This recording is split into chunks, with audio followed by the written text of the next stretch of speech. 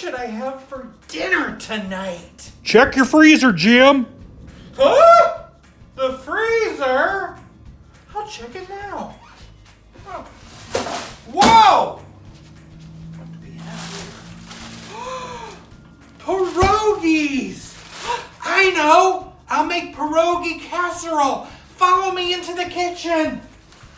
Gonna spray my pan. Pour in half the pierogies, followed by half of a jar of alfredo sauce. I'm chopping up some roasted red peppers and some tomatoes. I'm gonna add on half of my roasted red peppers and half of my tomatoes.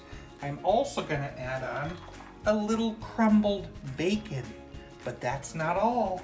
Grab some cheese. We're gonna add that on top of that.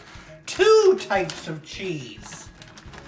Well, we're not done. We're gonna repeat it all over again.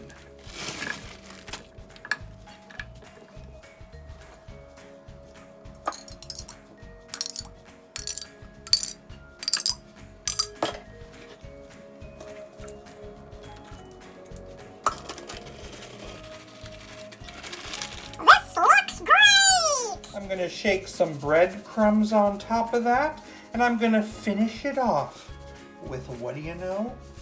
More cheese. Now what I'm going to do is I'm going to take this, I'm just going to stick it in a 375-degree oven. I'm going to cook it covered for 15 minutes and uncovered for about 25 minutes. Peekaboo! Now that's a pretty casserole. This is one I'm quite excited about. I do love a pierogi. Let's find out.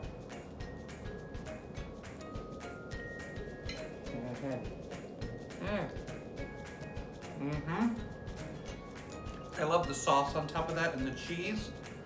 And I had some roasted red pepper in that bite and a little bacon. It was a fantastic casserole. And I think a pierogi casserole is something you might like too. Do you like mashed potatoes wrapped in a dumpling? Then you need a pierogi casserole today. Thanks for watching Jim's Kitsch Kitchen.